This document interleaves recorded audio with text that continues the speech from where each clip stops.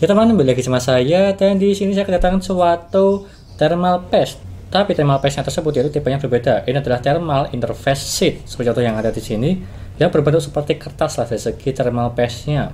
Bukan seperti suntikan yang ada di sini ya, contohnya beda. Dan juga ini sekali pakai aja sih. Yang dimana dengan cara pemasangan yang sangat mudah sekali, tinggal ditempel, pasang, udah selesai.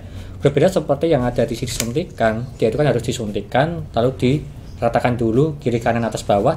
Tapi kalau yang ini itu bisa langsung, jadi simple lah menggunakan yang ada di sini. Ini adalah serinya Thermal Rack Helios yang serinya adalah AMD. Ada yang Intel, ada yang AMD. Tapi kalau yang ini saya pegang di AMD, di harga 95.000 sih. Dan apakah worth it atau tidak dari segi performanya? Untuk perbandingannya saya menggunakan ini thermal paste dari HY150 yang dimana harga terjangkau juga, tetapi memiliki spek yang berbeda dari segi thermal conductivity. Ya kurang lebihnya seperti itu, karena kebanyakan orang menilai dari segi situnya aja yang paling simple. Dan juga yang kedua dari segi ini ID Cooling Force X25 sebagai perbandingannya juga di harga 70.000 sih. Ya lumayan lah dari segi thermal paste nya. Tapi kalau yang ini cuma di 15.000, dan itu sangat besar sekali di 30 gram. Sedangkan yang ini ID Cooling ya Force X25 cuma di 2 gram. Dan ini dia itu cuma sekali pakai, karena tipenya tersebut tinggal ditempel aja. Nanti saya kasih tahu bagaimana cara pemasangannya untuk yang ada di sini. Sebelum saya jelaskan apa saja spesifikasi yang ada di sini dan juga mereviewnya serta di pemasangan AMD, jangan lupa klik subscribe di pojok kanan bawah tuh ya. Tinggal diklik seperti itu, spek dan juga fiturnya. Tapi sebelum itu saya unboxing dulu. Untuk yang ada di sini tipenya AMD udah saya buka sih sebenarnya segelnya. Seperti contoh yang ada di sini tinggal dibuka. Dia itu ada cara panduan pemakaiannya. Ini ya sangat jelas sekali ada caranya. Dan juga di sini ada thermal ya cleaning webnya ya, atau tisu basah alkohol lah untuk membersihkan dari segi heatsink dan juga prosesornya. Dan di sini ada isinya Helios dan juga ada spesifikasi di bagian belakang sini. Kita ambil dulu sebelum saya bacakan spesifikasinya. Ini dia, berbentuk seperti kertas ya, seperti namanya sih sheet, yang dimana dia tipis dan juga tingginya di 0,2 mm dari segi tinggi yang ada di sini.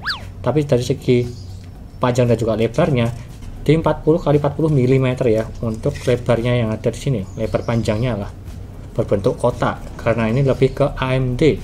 Sebenarnya yang ada di sini prosesornya AMD berbentuk kotak. Dan di sini dia memiliki spesifikasi dari segi thermal conductivity-nya di 8,5 watt meter Kelvin. Terbilang udah cukup bagus di 8-an. Karena ada beberapa brand yang lain dia itu di bawah 8, ada yang 5, ada yang 3, ada yang 2, ada yang 1. Tapi kalau yang ini di 8,5 udah lebih dari cukup dan juga udah bagus. Dan seperti itu aja sih dari segi spesifikasi yang simple dan juga intinya dari segi thermal rack Helios. Dan juga yang ada di sini dia memiliki thermal conductivity di 1,93 watt meter Kelvin. Tapi ini di atasnya tulisannya ya, atau bisa dibulatkan di 2 lah, 2 watt meter Kelvin. Dan kita akan membandingkan. Dan juga yang ada di sini ID Cooling Force X25, kalau nggak salah tersebut di 10-an lah, 10, berapa aku lupa sih. Saya kasih gambaran di sini ya untuk thermal conductivity-nya, yang dimana lebih daripada yang ada di sini. Kalau yang ini kan 8, tapi kalau yang ini kalau nggak salah di 10. Dan juga harganya terbilang agak mahal di 70.000. Dan saya akan membandingkan dari ketiga yang ada di sini. Dan harusnya yang ini dia itu lebih bagus, ini yang di tengah, ini yang paling jelek, harusnya seperti itu. Tapi kita akan tes saja habis ini menggunakan Ryzen 5 4600G ini ya. Dan sudah saya tancapkan di bagian sini untuk prosesornya, sudah tertancap lah. Dan juga di sini dari segi heatsinknya saya menggunakan ID Cooling SE214XT sebagai pengujiannya.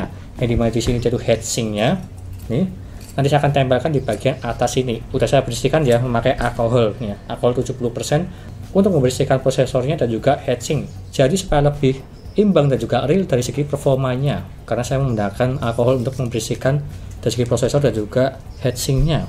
Jadi aman lah untuk pengujiannya.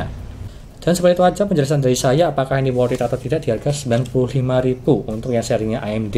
Tapi kalau yang Intel aku lupa harganya, saya kasih gambar di sini lah kalau yang Intel. Untuk thermal interface sheet itu aja dari saya, nggak usah lama-lama, lanjut ke cara pemasangan dan juga reviewnya. Yuk.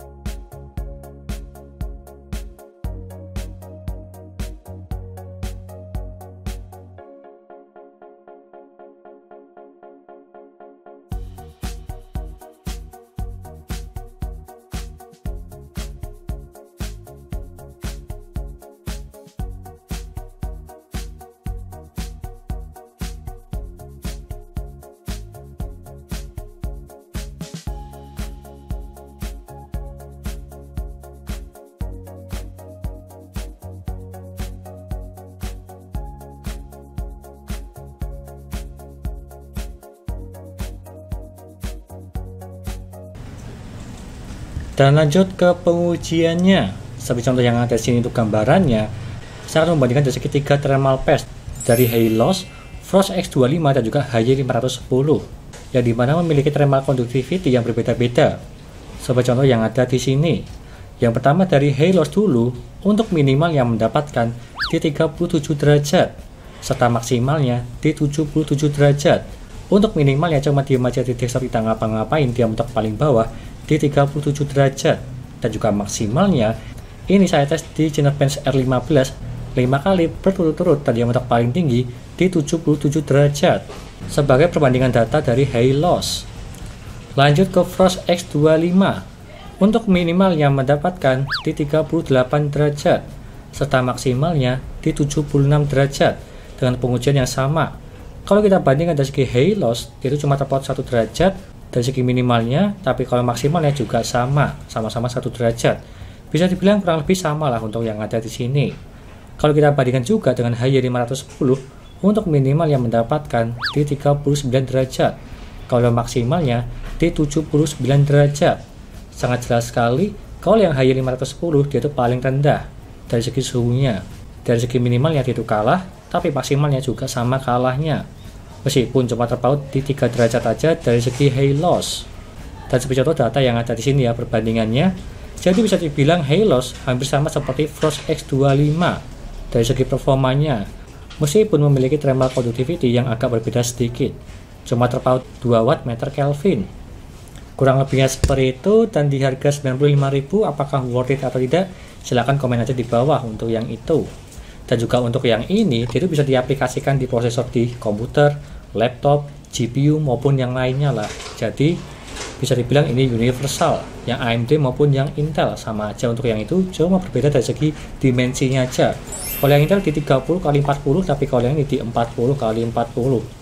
Dan kalau misal kebesaran silahkan potong aja bisa, seperti yang saya potong tadi ya, dari segi penempelan di prosesornya Ryzen.